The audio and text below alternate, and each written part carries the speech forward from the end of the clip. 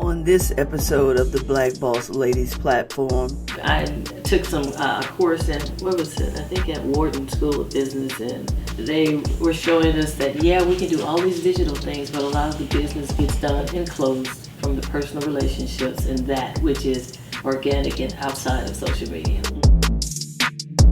And Prince was one of our artists. He would walk into our offices so quiet, you would not know he was walking the halls. How things come full circle.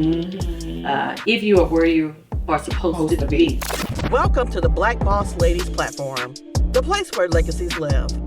Welcome to the Black Boss Ladies Platform. My name is Tiffany Lee. I'm your host, and this is my co-host, Julia Myers. Hello, and today we have Lynn Woods here.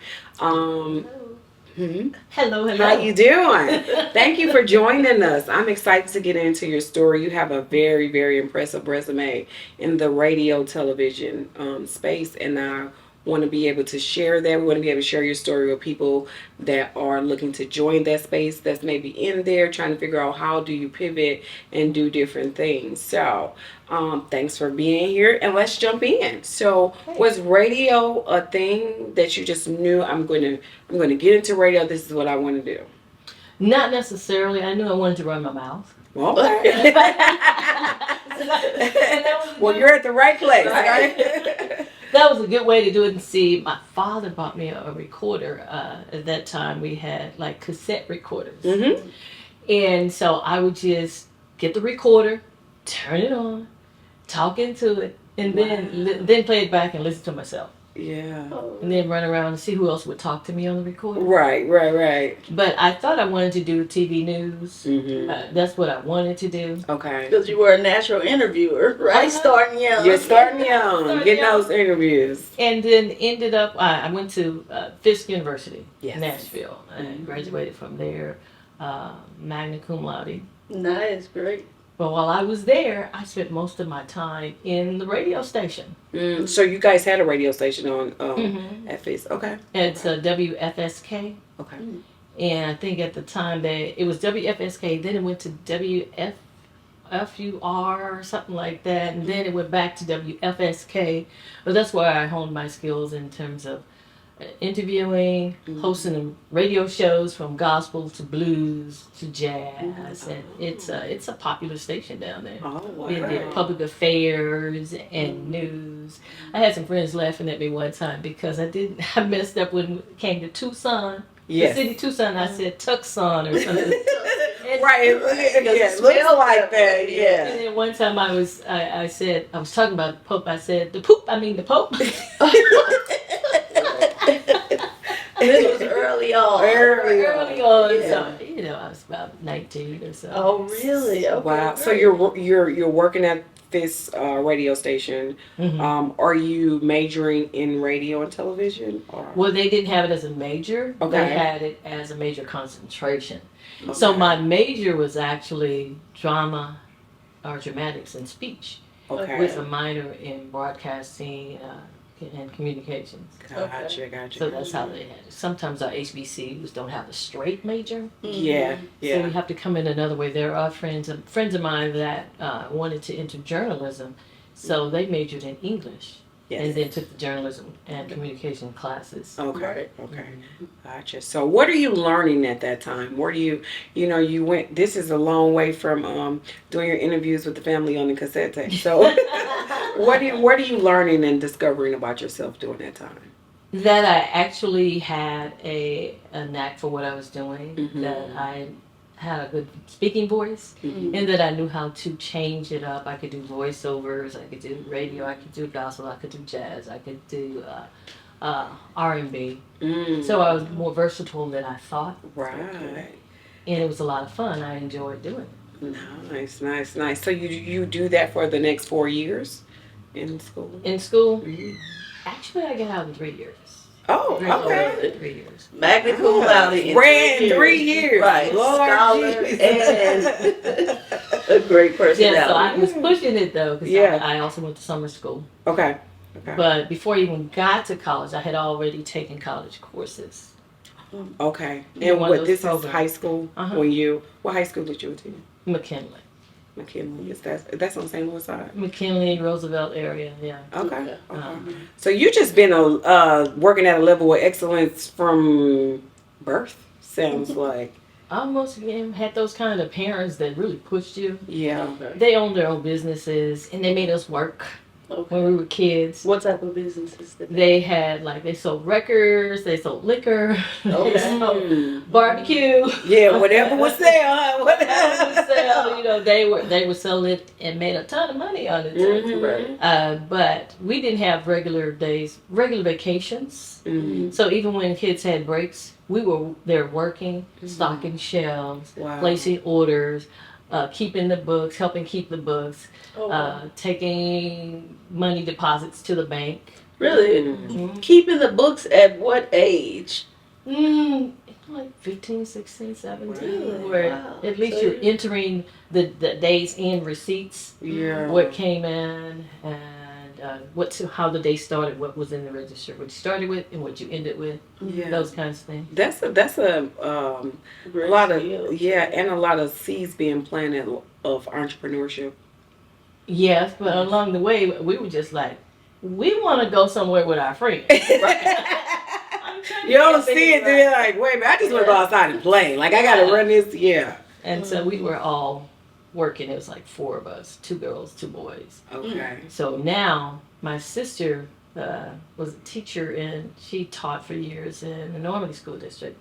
Okay. My oldest brother owns a company that's a construction management engineering and scheduling company. Mm-hmm. And my youngest brother is aerospace and mechanical engineer out Oh, of Seattle. gotcha.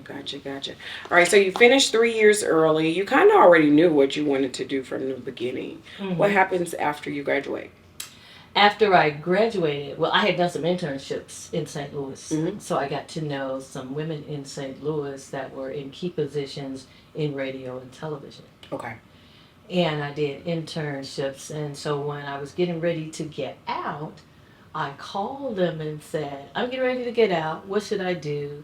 Do you have any openings? Anything in mind that I should do into radio or TV? I was just ready to go. Mm-hmm.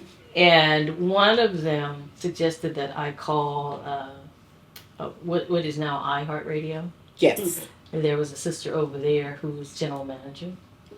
And so, no, station manager. And then I asked her if she had any openings, and she said no. But what you can do is you can come in and volunteer and learn, almost like an internship extended, and we will give you a stipend. Oh, really? okay. So this is Okay, like a great. paid apprenticeship almost. Yeah, right? that's what it was. Yeah. And so I came in and I worked under the lady that was doing continuity, which is copywriting, and you write commercials all day long. You write and you produce for commercials. You deal directly with the sales and marketing team. So they bring in commercials, or they bring in sales buys. And a lot of these did not, if they didn't come from an agency, they did not have their own commercials ready. Mhm. So somebody had to Write them. them. Yeah. Somebody had to find a radio announcer to do the voice, and somebody had to produce them. Oh wow. So that's what I did and learned how to do on that staff. Those are a lot of skills in one, because even now, like with social media, Mm-hmm. in order to get people attention, you got to understand copywriting, right? Because you got the hook, story, pitch. So but most people don't even know that that's like a formula that's happening, Right. and you're learning that right out of college and doing that, like the backside. See, I never Okay. thought about that. Yeah, I did. I was just like, I know people with copywriting businesses now Okay. that are very lucrative because they're writing that copywriting for entrepreneurs. So they yeah, don't that's know how to do. they don't know how to do it. Like they just know how to do their job, but they're trying to sell it on social media, and copywriting has become a very lucrative space. Well, when I was there, it was just like, it's part of what you do. It's what you do. Right. You ain't getting nothing extra. And I was a paid apprentice. That's where you gonna get your stipend. You gotta get your stipend. But I did that for about 6 months there. Then a position came up because they knew I had a nice voice. And so a position came open where the continuity director, she was getting her master's degree. And one day she was like, I gotta go to class. It was the end of the day. So she could go, technically. But the general manager came in with a sales order, and he said he needed someone to produce this commercial, write the copy, produce it, get the announcer, all that, go in the studio, get it done by a certain time that evening. Mm. And she Oh, was wow. like, I'm gone. So she walked out and she left. So the general manager was like, hey, you. She looked Come over over here. Open it for you. For you. He For said, if you could write this commercial, produce it, get the announcer to do it, and get it on the air by 7 o'clock, then this job is yours. Oh wow. Oh, The man. same, the job. So Then- they were going to get rid of her and give you that job, or they were going to make an extra job for you. She left, so She left, so the job was Oh, wide open. oh wow. You know what she this- wasn't really quitting. Yeah, but I said, that's what I'm she saying. left though, so she best we place. about to replace her. That's pretty much what happened. Yes. This story remind me a lot. I don't know. Have you followed Les Brown? Les Brown talk about how he always wanted to be in radio, Mhm. right? Oh, yeah, I And he was remember. waiting for his opportunity, right? Oh, and I guess the whole drinking, yeah. He was like, I had been practicing, huh? You know, and he stepped up. That story sounds a lot like that. I met him a couple of times when I lived in Los Angeles. My godmother was a friend of his. Mm. And so we went to his couple of his speaking engagements, and she took me with her. Yeah, that story sounds very. So you was ready to step up to the plate. How does that go? Do you get it done by 7? Yeah. And then I became the new copywriter and continuity director, which meant also you did some stuff with public affairs at the same time. Yeah. What does that mean? Right. Doing things with public affairs.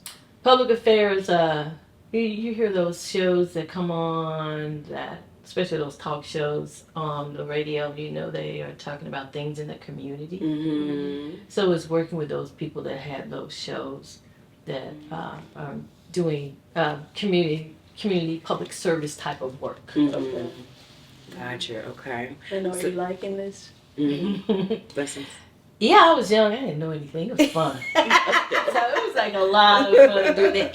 And then you get to go to a lot of promotional events, these parties. You get to meet these stars. Oh wow. Yeah. You get to deal with, back then you had celebrity radio show hosts. You Mm-hmm. don't have as many now because most of the shows that we get on radio are syndicated. They're piped in from other sources. Right. So you have very little local radio folks here. Yeah, like Ricky Smiley. Yeah, and, that's Steve yeah. Harvey used to have one, but now they're Breakfast Club. now you Yeah. like they're okay. I didn't realize You that. might have, like I was talking to BJ the DJ down at iHeartRadio. He's now the program director down there over several stations. Mm-hmm. And when I first came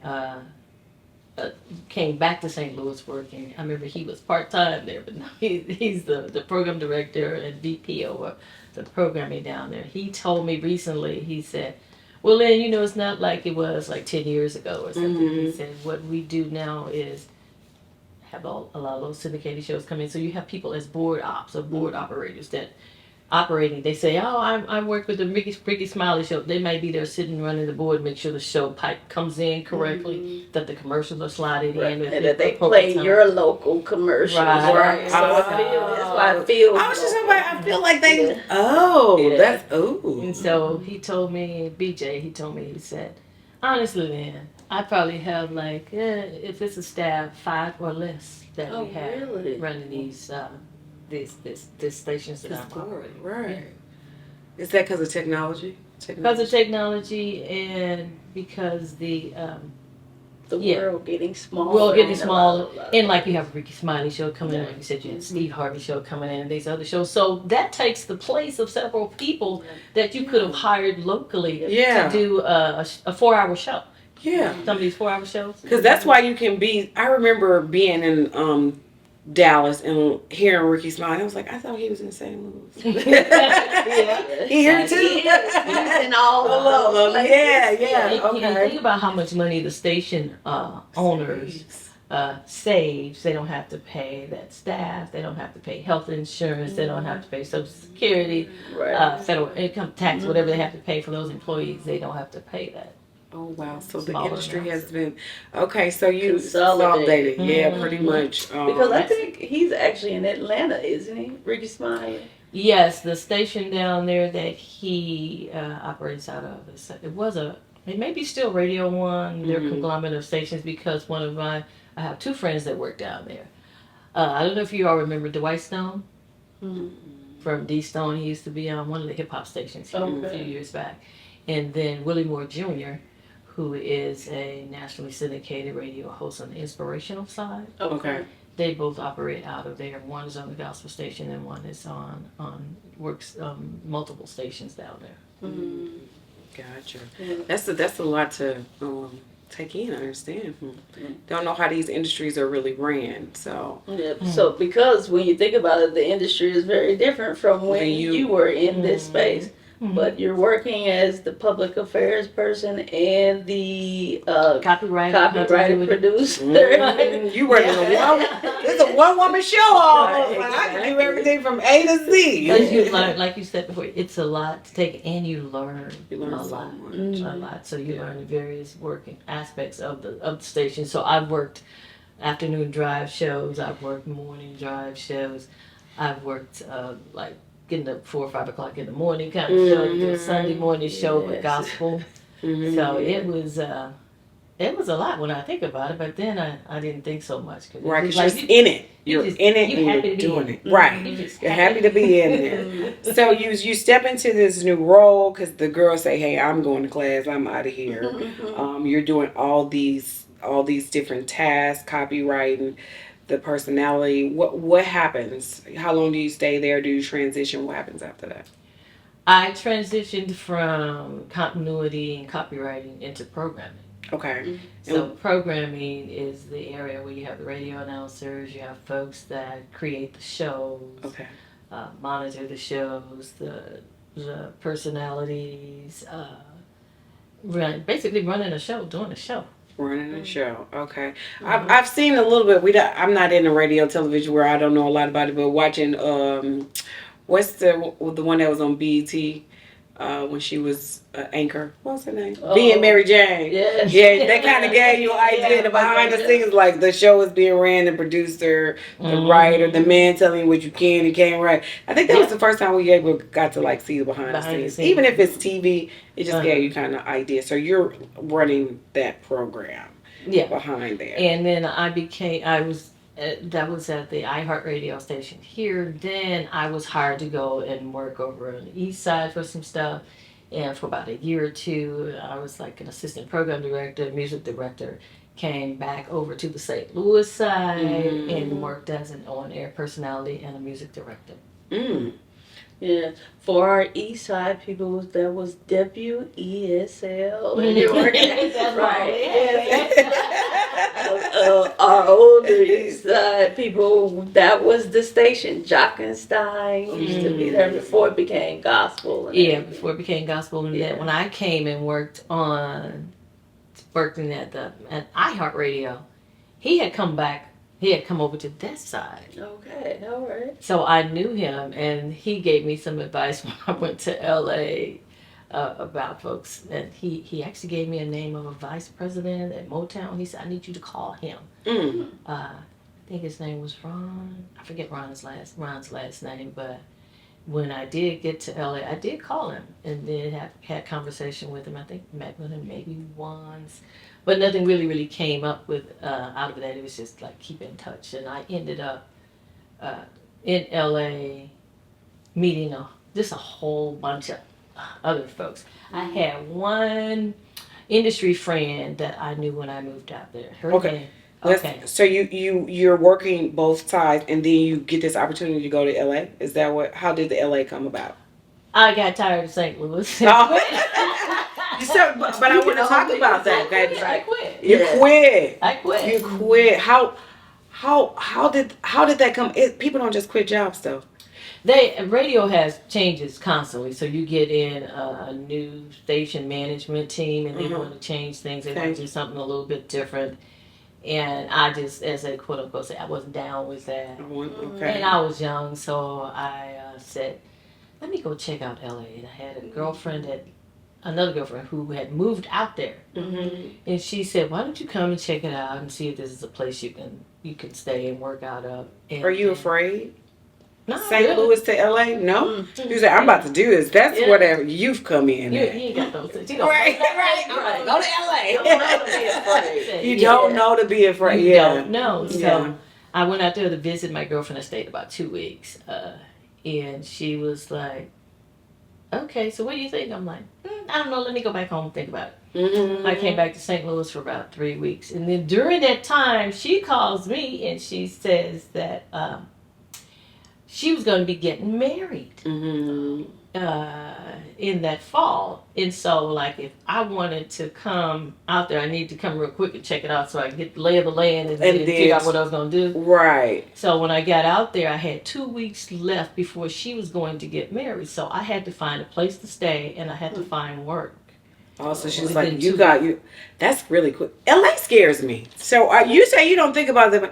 Like every time I think about LA, I think about Skid Row and people going. Well, I was down there, but I never think of LA like that. I mean, I was thinking when she said moving from here to LA that it was going to be a place where that could open more doors Mhm. that Yeah, she would be able to have here. Yeah, but you know, Yeah. I think a lot of people, I know people from Chicago or even in my network that have moved to LA. And you know how they say people go there with really big dreams, right?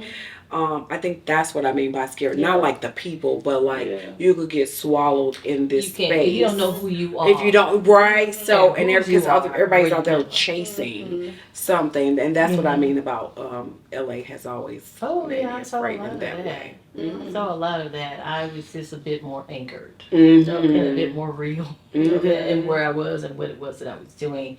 And then I had support. Like my godmother was out there and my friend that left. She left. And then I had another industry friend. Her name is Vicky McLatayat. Mm-hmm. Vicky, she worked for RCA, and then she was into became a gospel promotions national director, and then she ended up starting Gospel Centric Records, which is the label that launched Kirk Franklin. Oh, really? Oh, wow. Okay. And we still talk today. Yeah. She'll call and say, "Girl, what you doing?" She's actually on Instagram. Her and her husband Claude, they call her the Big C Man. They have an Instagram live show called Car Fitables. Okay. They are hilarious Let's in check their it out. car talking to the celebrities. Okay. Oh, okay. So they interview celebrities in their inside a car. car. Yeah, yeah, celebrities. Interesting. Folks from behind the scenes, in front of cameras, recording artists, radio folks, people behind that. But sort of like they talk to people, kind of like what I talk to, folks that are faith-based or family entertainment folks Mm-hmm. that are doing things that inspire people's lives. Okay. So you got 2 weeks to get a new life Right. in a new city and everything. And you know how many So times you could drive 100 miles and still be within the parameters of exactly. I know I've been there. Like I've been there. Yeah. Yeah. That traffic. Oh my God. Yeah, and you could drive for 2 2 hours hours and be see 10 10 minutes from the away. house. I'm like, wait a minute. Right. I went to a wedding out there. I was like, we gotta drive an hour and a half to the wedding. Like, where's this Yeah. wedding? We weren't that Yeah. far. We weren't that far from the wedding. That's- So that's because of the traffic. Yeah. So what happens in those 2 weeks? What happens? I went and signed up at a temp agency called Apple One. That's what it was. And within that time, I ended up getting a position at a magazine. It was 12 magazines under one roof. They were owned by Paramount, which is Paramount Pictures now. Nice. And I ended up being a circulation manager for 12 publications. In 2 weeks. Uh-huh. Wow. How did you like that job? It was okay. It was down near Santa Monica, California. Which is down So by it's the very beach. pretty. Very pretty. Mm-hmm. And then the weather's just gorgeous. Gorgeous, yeah. And this was like in September or something like that. So it was a lot of fun. And then coming from St. Louis, it can almost be like a culture shock because you're not used to seeing as many ethnicities as you see there. Right. Because that's why they call it the Mills Empire, right? Like, yeah. So I was the only black person in my office at the time. Mm-hmm. But since We I'm hear that a lot here on the BBL platform. We really. We a lot. People are the only in those spaces. in those spaces, Any yeah. challenges you face? What you know? Getting a car because you need a car. So what happened was I had a car in St. Louis that I left it. I told my mother she could have that. So then she and my father sent me some money to go find a car in LA. So I found a little used Toyota that I got around in LA, which is very economical gas wise. So. But that was one of the challenges, and then just learning the lay of the land because it's so huge. Yeah. And I did learn all the back roads and the back streets to avoid the freeways because you never knew what was going to happen on the freeway. Yeah. So that was one of the challenges of that, and then being smart enough to figure out who's real and who's not That part. That is hard. by yourself. Yeah, you're alone because your friend just got married. And she gone. She gone. She's starting off a new chapter. Right. Exactly. Yeah. I know that feeling. And then you're doing a totally different job from what you were doing. Yeah, when you magazines were here. different. Even though I was trained, I knew how to write and I knew basic structure of a magazine, but I had never done anything like circulation for publications and learning how that works with subscriptions and subscribers and keeping that database going. I didn't know about that. Was this a sink or swim situation, or did you have a mentor in this space? In that space, girl, no. No, it was just me just learning how to do that. But I stayed there for, I don't know, it must have been a year or so. And then I went back to the agency and wanted to do something different. I find it funny that you're picking up the subscription thing, which again is something that entrepreneurs are doing now as part of their product ecosystem. They have those products where you are now subscription based. When you used to get flat out buy it, right? Yeah, now you can't buy anything. Everybody wants you to have that continuity product is what it's called because now Continuity you product.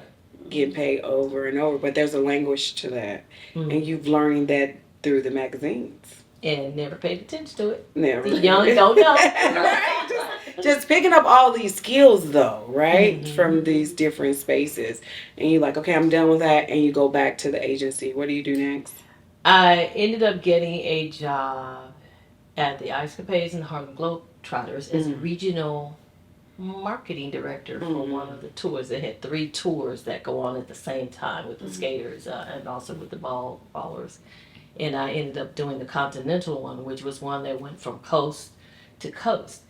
And what you would do is you'd set up the media and advertisement in each one of those cities that they went to. And that's very different. And you're dealing with historical programming, really, because that is what the Ice Capades. Everyone knows the Ice Capades. Everyone knows the Harlem Globetrotters. When I was reading your resume, I was telling my aunt Tiffany that one of my real estate clients used to be a bus driver for the Harlem Globetrotters. Oh, wow. In Chicago. Yeah. So what is that? Those are a whole other set of skills. Yeah, marketing. Towards different audiences. Towards different audiences. Right. So you think about it, in radio, I dealt with basically an African American audience. And then this one, you go to the Ice Capades and Harlem Globetrotters, and also with the magazines. They had magazines like fishing, bass, Right. Oh, okay. Right. But I had to be able to adapt quickly, and I had, like you said, skills that I gained from being around my parents' businesses and growing up that you don't even think about it. Right. I feel like those seeds are always being planted, though, carving out our journey. See, she's making me think a lot of stuff, Tiffany, that I hadn't thought about. Okay. She's good. Yeah, she's really good. Thank you. So you're working for that. What's that experience like? It's very interesting because I had not dealt with advertising agencies, magazines, and newspapers, mostly newspapers and radio stations that you would buy ads for the tour that's coming to their town, and dealing with some of the ticket sales and pulling some of those for promos that you want to have for some of these radio folks or TV folks that are at the stations that maybe interviewing your folks and setting up the interviews for some of the skaters or ballers that are on Ice Capades or Harlem Globetrotters. So that was a totally different. And those advertisements look different depending on the city you're in, because this might be a different target audience than this one over here. Yeah, that is absolutely correct. Okay, how long do you do that? For about 2 years? I think it was like about 2 years, or maybe going towards 3. But what happened with that, how that ended was, my grandfather passed away in St. Louis, and I had to leave and go to the funeral, and the director, the VP, did not want me to leave. To go to your grandfather's funeral? They said something was coming up that they really needed to work on, or if I went, then I'd have to come back like immediately and whatnot. And then I left, and then I came back, and then when I came back, I'm like, it was like as we say in the church, the Holy Spirit spoke to me and said, I need you to leave. Yeah, it was your time was done. My time was done. I had learned a lot, but my time was done. So, you know what I did? I went back to the agency. Oh, they were your bread and butter a little bit, though, right? Like they probably was good with placing you too. They were skills, and they sent me out to meet with folks at Warner Brothers Records, and not Warner Brothers Records. I'm sorry, it was first I went to Warner Brothers Pictures in casting. That's where it was first. And ended up getting a job working there in casting. First as a receptionist, and then as one of the associates to casting director. And I liked it, but I was really sad that I did not see that many opportunities for African American actors coming through that door. And that has always been the language out of that space all the time. So since decade after decade. Right. I think right now today that's still probably. Yeah, we had to create our own spaces and places. That's why you have folks like Tyler Perry, Issa Rae, wonderful folks like that. So I'm not. And and that's what's so sad in a lot of ways, because you came from the Midwest, and in the Midwest, it is really some of the racism is right in your face, right? Right. When you go to LA, this is supposed to be a liberal leaning population. And yet, the racism is still there. And that's sad when you think about it. And they believe themselves not to be racist. Right? The blonde. At least people in the Midwest know they are. They're not pretending at all. And they don't care if you know, right? But out there, it's going to be packaged a little bit different. It's going to be the undertone. You just don't fit. You do. You're looking for. Yeah.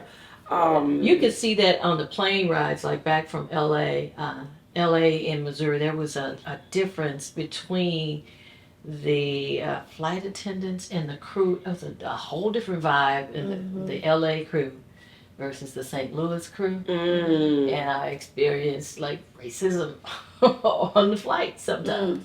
In both? Yeah.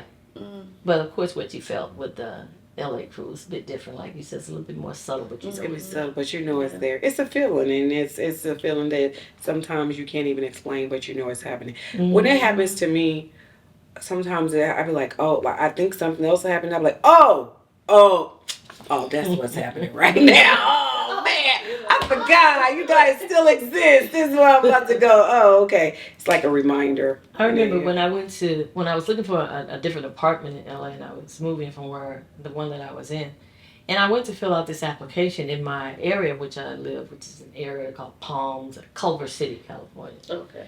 So I filled out this application, and then on the way out, the lady was like, I don't know where she's filling it out. Anyway, she ain't gonna get it.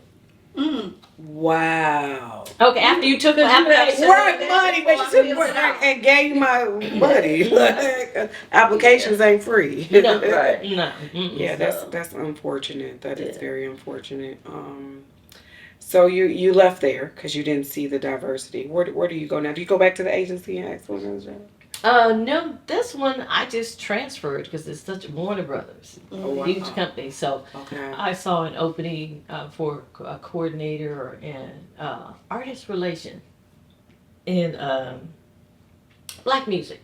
They Warner Brothers Records. I'm like, oh, I did radio. I worked with Black recording artists in terms of playing their music. I've met them. I've been out and about with them. This should work. It feels like a full circle. Feels like a full circle moment. Yeah. So I went to work there, and I learned a lot in artist relations. I handled, well, what artist relations is your department is like the liaison between the artist, the management, and the community. In a sense, you're like an artist manager, but you're working for the label, making sure that the label side is being taken care of.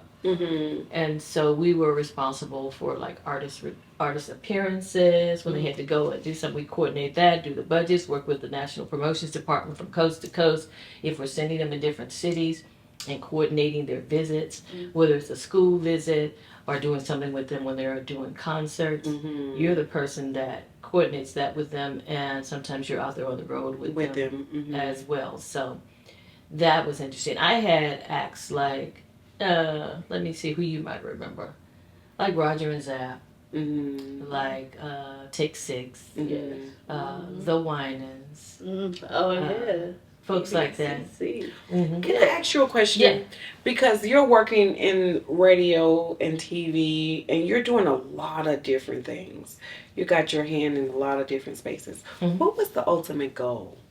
Did you have one? You started young. Yes. And even listening to you give your resume, you hit the jackpot, with some people would say, in terms of jobs and experiences. But what are you ultimately seeking as you maneuver in that space? I basically wanted to, when I was in that space, to be like a head of a division or senior vice president on the record industry side. And that was the ultimate goal at the time. But in the middle of that, I got pulled back also into radio when I was offered, no, I had to audition for it though, to do some syndicated radio work. And on of course, that internationally, that's what I did. And I actually liked that, and then became somewhat of a celebrity within the genre which I was working, which was gospel, which was faith-based, which was R&B, and doing syndicated radio work and doing syndicated radio news, entertainment news is what I did. Okay, so you're becoming a celebrity in your own right, in your own space. Yeah, I hadn't thought about it. You hadn't thought about it, because I was going to say, what's going on inside of you? What's happening with this journey? Are you like, I'm getting closer, I'm encouraged, or I'm away and I'm just not feeling this? Actually, I was enjoying it. I thought I was getting closer to another goal of mine was to create my own media, faith-based and family entertainment media and communications company. Okay. And just doing the building. Building on the foundation. So basically, that's what I was doing when I realized it. So, from Warner Brothers, I was working there and traveling all about and meeting these celebrities and working with these artists. I'll tell you who was really fun to work with. You might know him, Mays. Frankie Beverly and Mays. Al Jarreau. Al Jarreau. They were fun. Now, see, they used to both walk around with cups. And I knew what was in Frankie's cup. Probably Brown Royal. But they were very, very down to earth, very nice guys. Most of the artists that I worked with were that way. We even, Prince was one of our artists. Prince. I did see that. I saw that Prince. Yeah, you had Take Six Prince. Yeah. Prince was interesting. I'm sure. We can see that. Right. I can only imagine. Because he would walk into our offices, so quiet, you would not know he was walking the halls. And so I would be walking the halls myself. I run into him a couple of times. One time I almost ran, boom, smack dab into him because I had some reports. I was looking at him. He's walking towards me. I'm walking towards him at the Warner Brothers building in Burbank, California. And before I know it, I looked up and boom, there he is with those big eyes looking at me. Then he just kind of smiled. And then we walked around each other, looked back, and kept going.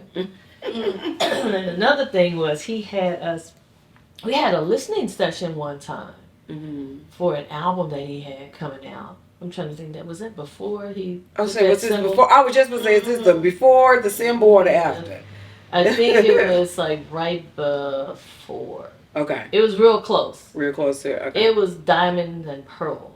That was Oh, the album. I think I that's what it remember was. that album. And he had us to come into the room, the space. He said, "I'm not finished with this yet. I haven't finished mastering, but I would like to like you to hear this and find out what you think." So we got closed off in this room, Mm-hmm. and it was just the staff, and we listened to it, and people were bobbing their heads and going, "Yeah, they like this one. I know they didn't like that one." And he was peeping his head back in the room, just to see what the crowd reaction was. And then afterwards, no, right before it ended, he came back into the room, and I was near the back, so he stood behind me. And later on, the staff was laughing. They was like, "He found the shortest person in the room."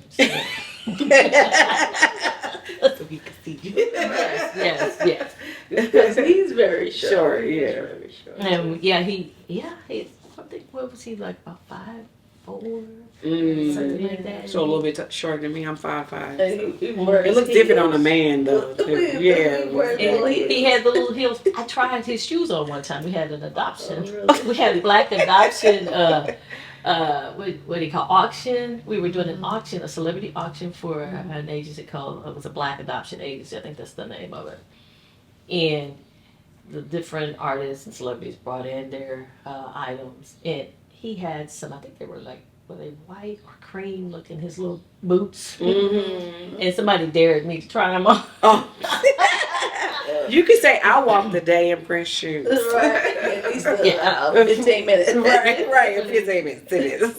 But yeah, I tried them on. I could actually wear them. Oh, wow. A little bit big, because of a man's foot. Right. Still. But still. And you Yeah. look like you got a pretty petite foot. That's a cute shoe, too. Oh, thank you. But it was a lot of fun. Yeah. Because then you do end up walking in his shoes in some ways when you became an international.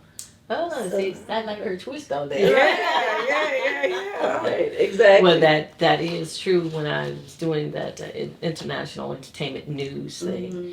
and it was called, one of them was Inside Gospel. Okay. And I also did some stuff with Radio Scope.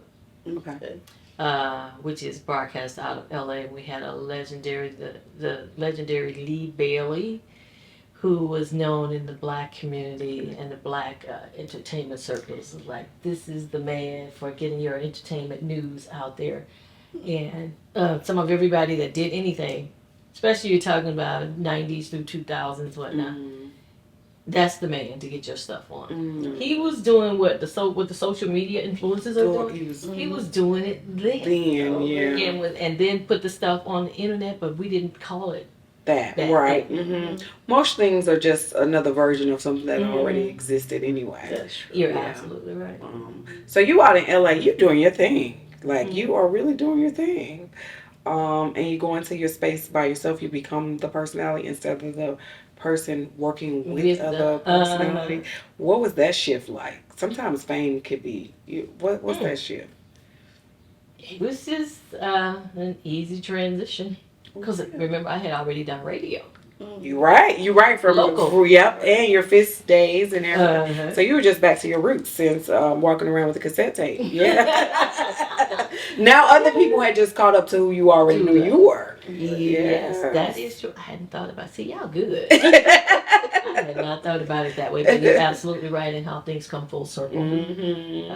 If you are where you are supposed to be. Mm-hmm. Yes, so. You never really fall off too far, I believe, because you talk about faith a lot. I feel like that you're born here with a seed that God gives you, and you're on a journey to making that come to pass. So you never go too far. And even if you do, kind of bring you back. I kind of like stayed in my particular lane. Mm-hmm. It was like steps around it, but basically still the Same same space. Mm-hmm. Yeah.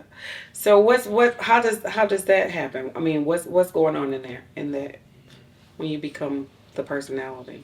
Oh, it was traveling all over, meeting all these different folks, and folks want to be interviewed. So folks are real nice and sweet to you when they want to be on your show, and they want to be on your news thing. Because we were servicing An audience of 5 million or more. I saw something with 2 million hits or something. Like I thinking about your resume.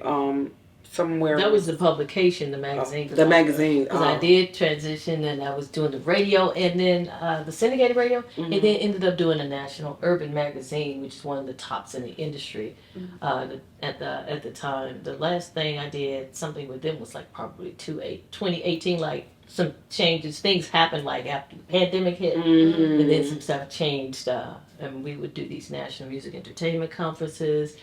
That's where I met at their conferences. Some of everybody, they used to say that we influence those who influence millions.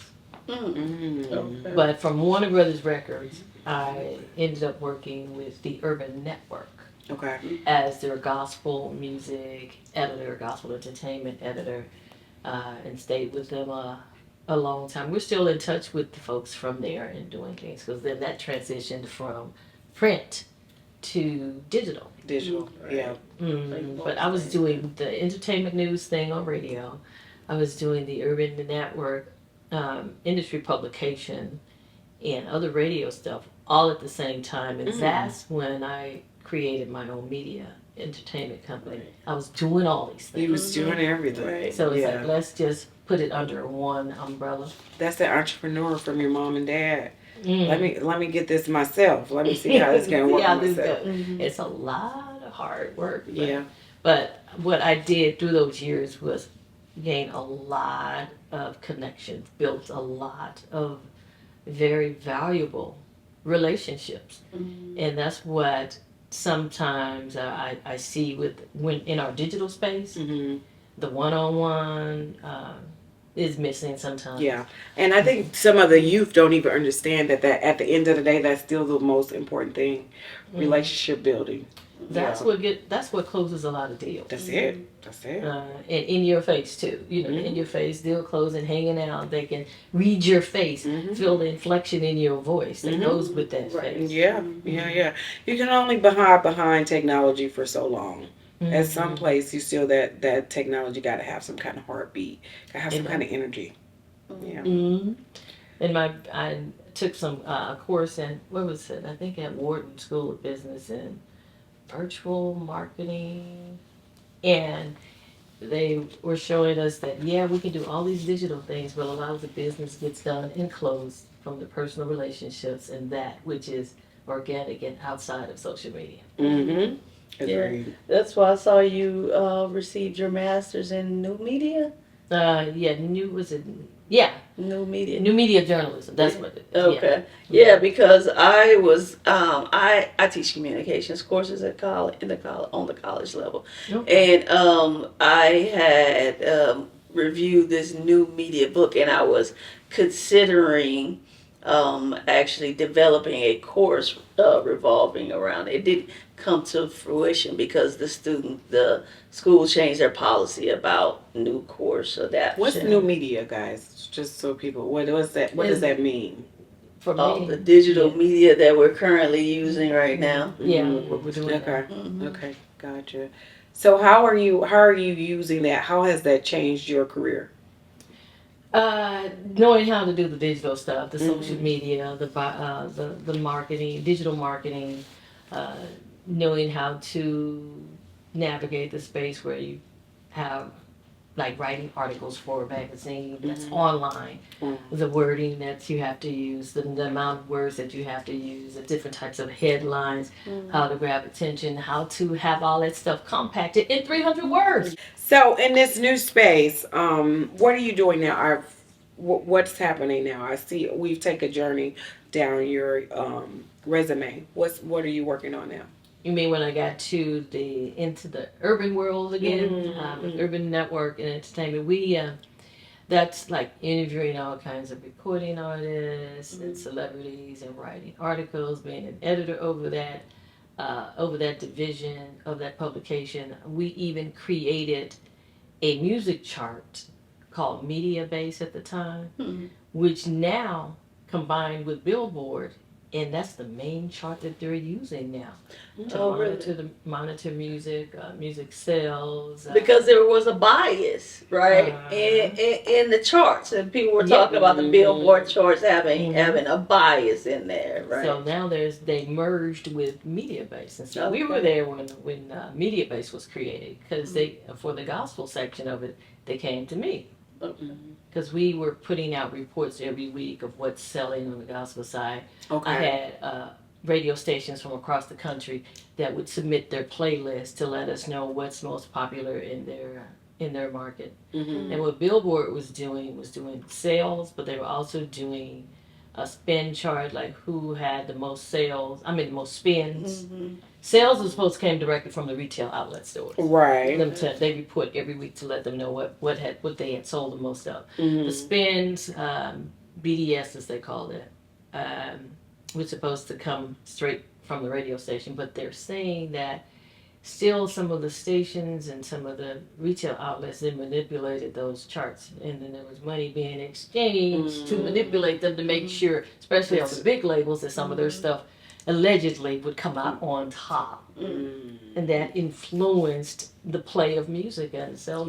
Say for instance, if you were an independent retail outlet, they had them at the time, and there's still a few, and you're looking to stock your shelves or with whatever the top 10 or 20 are, you're going to look at that Billboard chart because it's reliable, it's respected. You look on there and see, okay, I sell a lot of black music. Let me see what the black music charts say. So I could go buy more of them. Go buy more of them.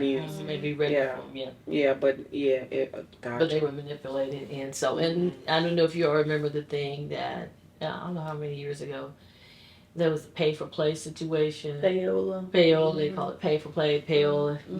Where radio folks got into a lot of trouble for that, and independent promoters, folks that the labels hired to promote their music to radio. To me, man, play my record and this record, and then of course they gave them gifts, allegedly funds, and the government really came down hard on it, since that's why you know about the payola.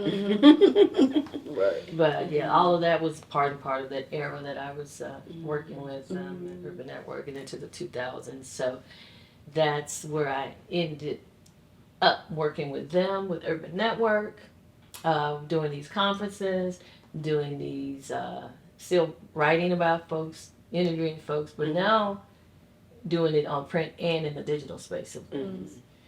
And in the middle of that, they asked me if I wanted to have my own publication to be the editor-in-chief of. Okay. So I was like, okay. So I ended up being editor-in-chief of a publication, which is a spinoff from Urban Network called Urban Inspired. Okay. And that was mainly covering the faith-based music community. Okay. So of course I talked to folks like Kirk Franklin, like Yolanda Adams, and a bunch of those folks like that, the Winans, CC. As a matter of fact, I just interviewed CC probably like last year or so. I think they're about to go on a really big tour. Right? I saw. I won't act like I know a lot about that, but I saw a flyer and somebody was like, "The big hitters are on this show." It's a lot of people about to do a tour, right?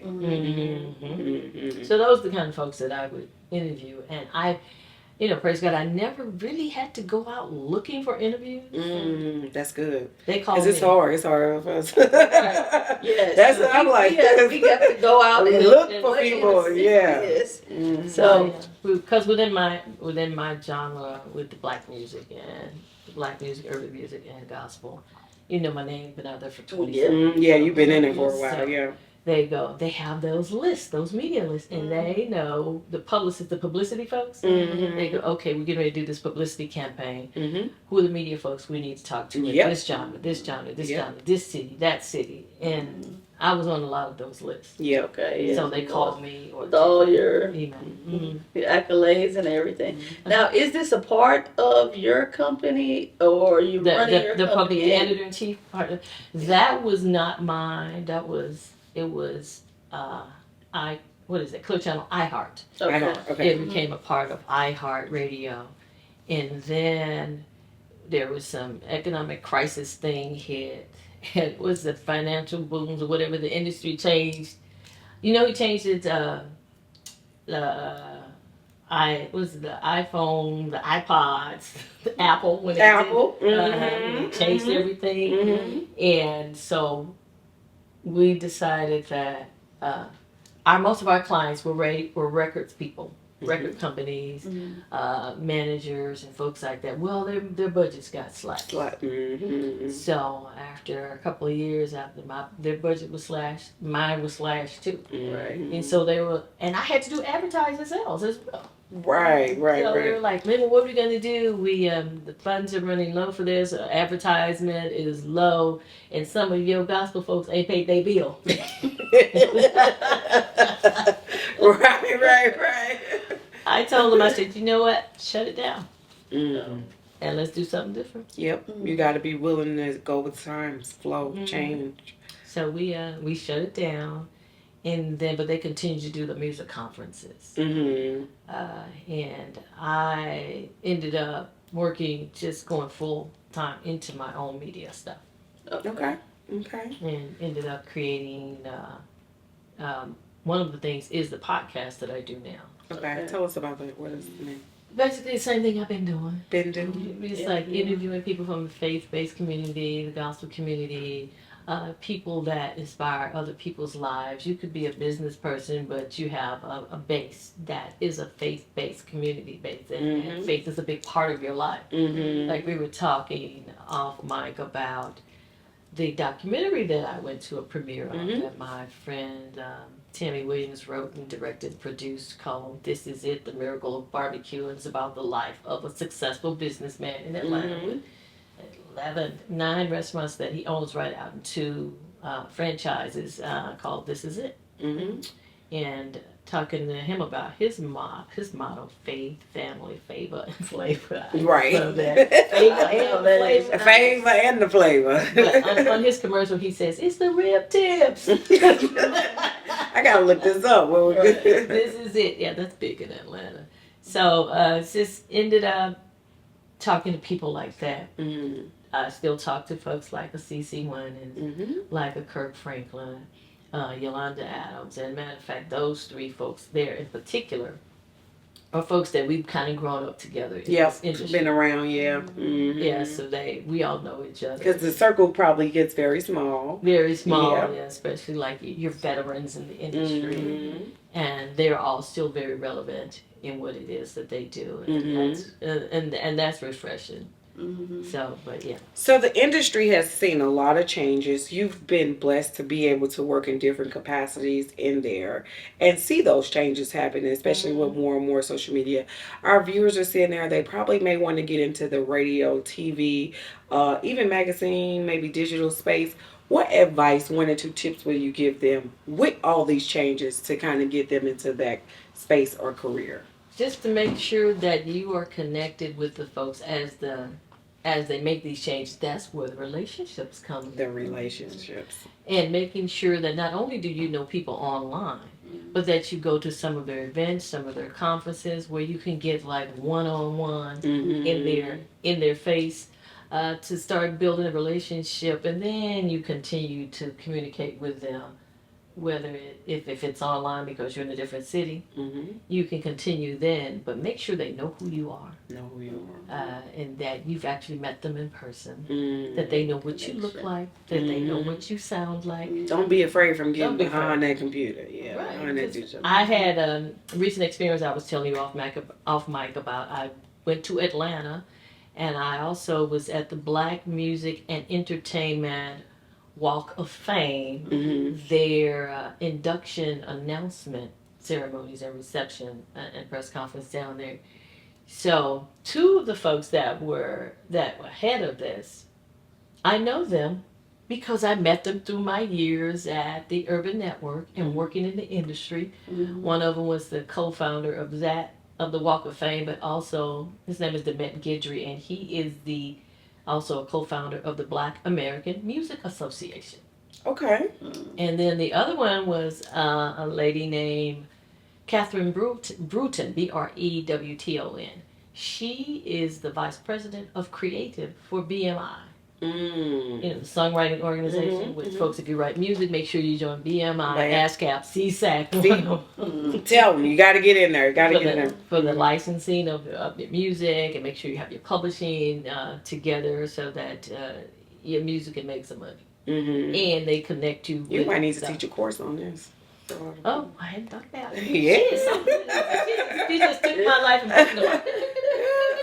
Girl, I already see your brand. I can brand you right now. We have pal, you making money in your sleep. That would be wonderful. But yeah, it's the connection, like we said before. Relationship. And I went to events and conferences even when I wasn't that well known, but I was building, they call it a brand. The person. You pay your way. Pay your way. Sometimes you got to break out the card. You do. You do. Some people, I hear people are like, I can't get in the room. I can't get in. Sometimes you got to pull out your card to get in the room. You do. You do. And you got to look at it as an investment. You do. You do. Because I did that. I paid my way to some stuff and had to come out of pocket on them. But I met folks there that I know to this day. And sometimes you can't get in the room without paying. That's true. The free rooms ain't always the best rooms. No, not always, because I pay to go to certain things now. Me too. You got to be strategic about it. You got to be, right. Don't just go spend it anywhere. Do your research, but you have to be willing. And and this going to go down a whole nother path. People think the payment is usually for the other people. The payment is for you to pay attention. It is. Right? Because if I pay, I'm going to pay attention. It's free. Yeah, you're not going to pay attention to it. And go in there intentional, thinking, what do I want to get out of this? And stay focused with that. I have a question, because I know that a lot of times when I'm in those spaces, I feel like sometimes I don't get to meet the person that I really should meet. And the reason why is because it seems like that person who is the man or the woman or whatever, everybody's clamoring. Everybody's kind of clamoring up to that. And I ain't good with that.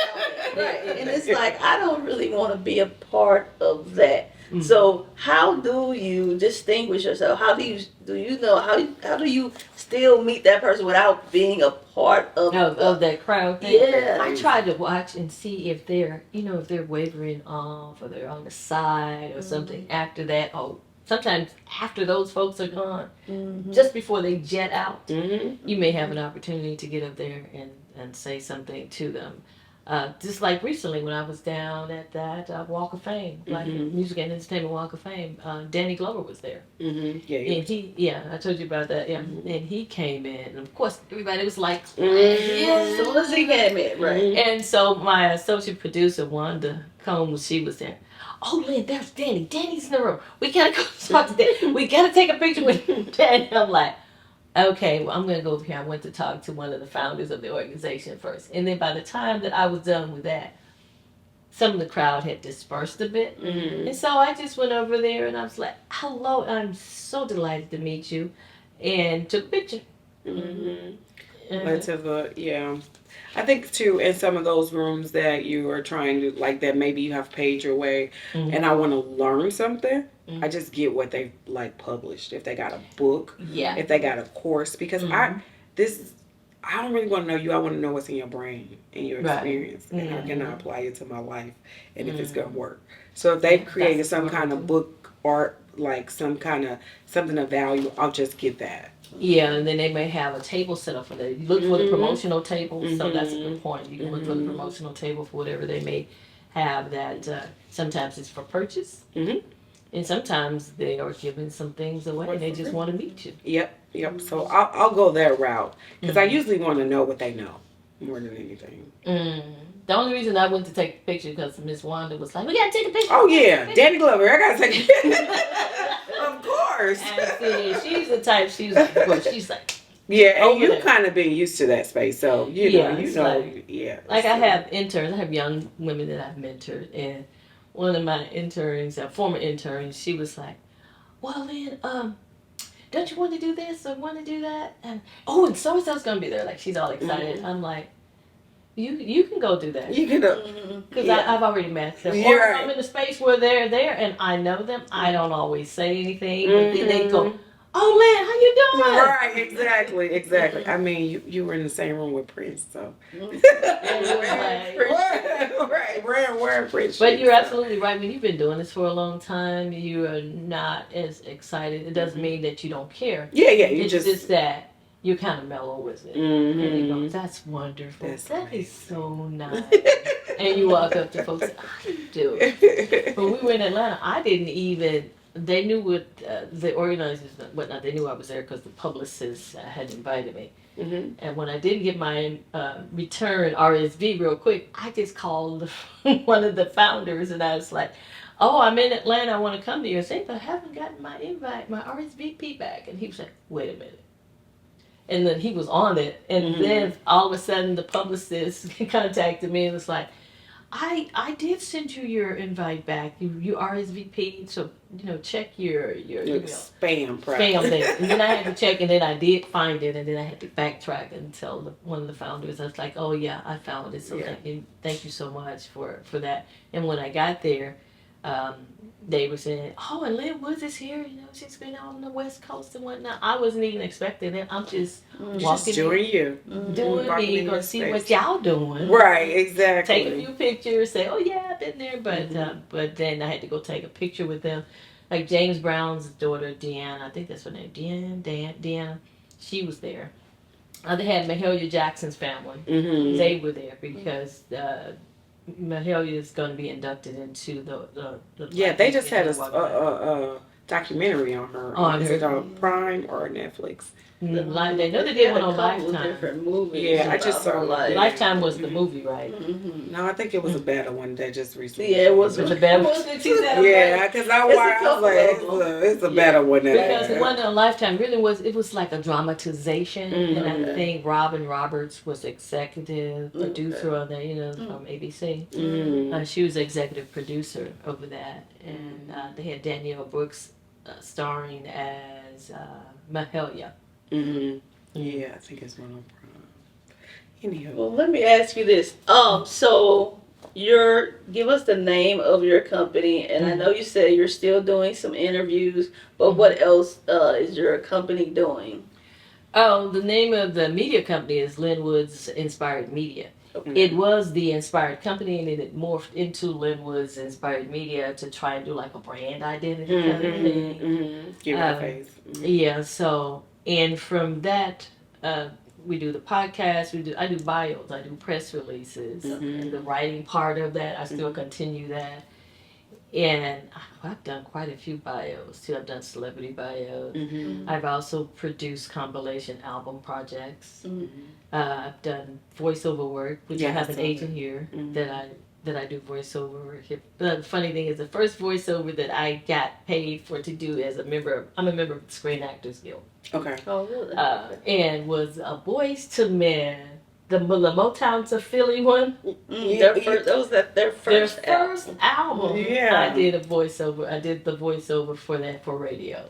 Oh. That was the very first one that I did in Los Angeles. Okay. But yeah, so I do those kinds of things. And you want to know what else do I do besides the media stuff and the faith-based things? I have a nonprofit called Inspired Lives Foundation. Yes, you were telling us about before we went on. We worked with kids learning how to do film and music entertainment, and we conduct like workshops. We worked with a partner to produce a film camp over the last few years, and then we've been asked to bring it our section of what we do to other cities. So we'll see how that goes. That's the next thing, teaching these kids who aspire to careers in music and film entertainment, but teaching them ethics along the way. Yep. Because now with our social media, there are no ethics. There's none. It's just like, I want to be famous and I want to get there any way possible, even if it's destroying everybody, including myself, on the way there. So it's like whatever means, whatever any means necessary to get what I need to. You don't have to do all that. You can keep your integrity, like as you do that, as you move through those spaces. So, and even I'm just thinking about all the skills you picked up and how those translate now to the new world of digital and teaching those young children how to be able to use that and capitalize that now is amazing. That's something great. Yeah. Because before the pandemic, we were going to start back to doing the workshops for the adults. We've had them inspired music entertainment seminars on the music side. We've had them at UMSL in this area.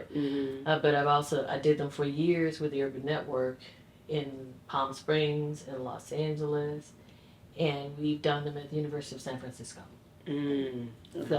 So just taking what I've done out there and still do out there, and trying to apply it here. But it's been something else trying to apply them here. We talked about from LA to back to the Midwest. It's a definite transition. Yeah. How long you been back? Probably like over 10 years. Okay. But not back.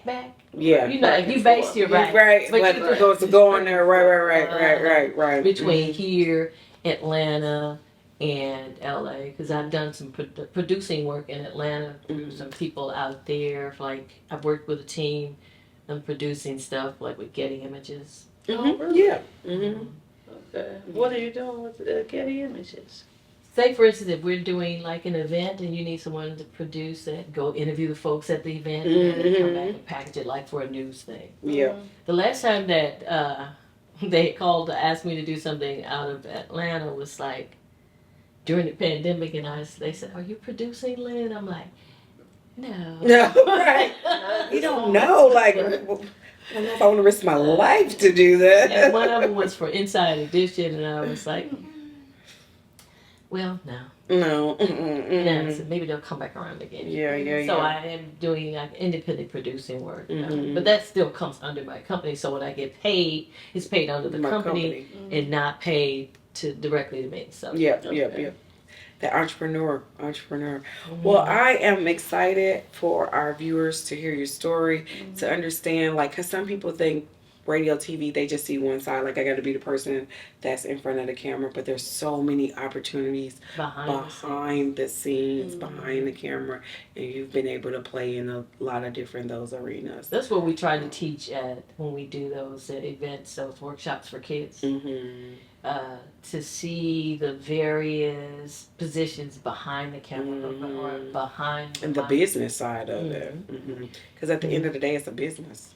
That is true. And so we do, and we find out that those things too on our podcast that we have. So we have the Lynn Woods Gospel Entertainment Podcast. We're setting up another one called Lights, Camera, Inspired. Behind the scenes stuff. Like talking to folks behind the scenes. Like say if we're talking to someone, like you find out how did you put your podcast together and what drives you and to do what you do and your subjects and how do you get your guests. That's a whole nother thing you do. Oh honey. How to get your guests. I tell my auntie all the time, I don't like this. I don't like the guest part. Like you said, I don't want to do that part. But it don't drive without it, right? Yeah. I hate it. Right. I absolutely she do that part. I'm the one getting the we would have one guest if it was right. She's the communications. Oh my gosh, she's so, and I always have like you great at that. Like I'm happy it was this podcast was her idea. She asked me to be a co-pilot with her. I would have never been able to do what she's doing behind.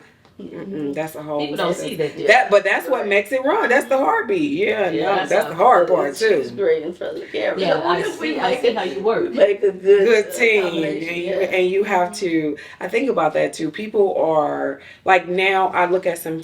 I won't say friends. I just know people that are kind of in the industry, and even as I watch them move, a lot of times they're building stuff on their own, and they're doing it across. Everybody want to try to build like this, but you got to build across, and then let people see what you're doing, and then let them come get you.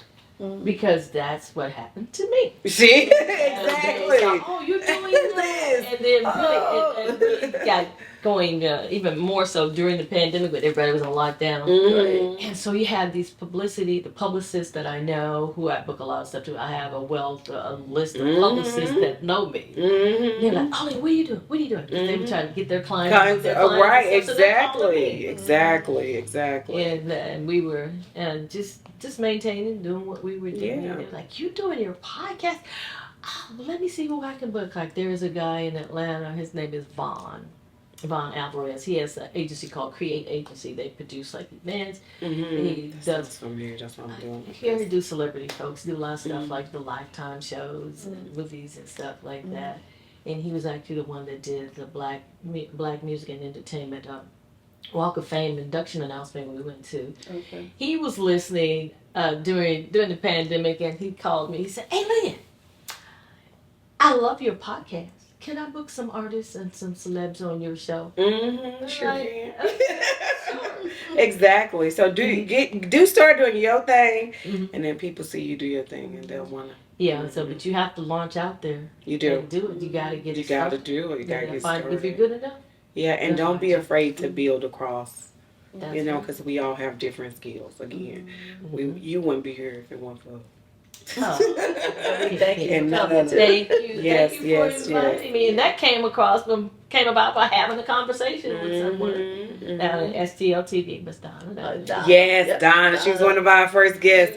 Donna be hooking us up, though, don't she? With some Donna does help us out a amazing lot. people. She's Yes. like, you need to talk to these ladies. Okay, Miss Donna. She is Right. amazing. Yeah, Yes, Donna's Donna's been very supportive. She's a cheerleader. Cheerleader for our show, our new show. Yes, we're appreciative. Well, Lynn Woods, you are truly a Black boss lady.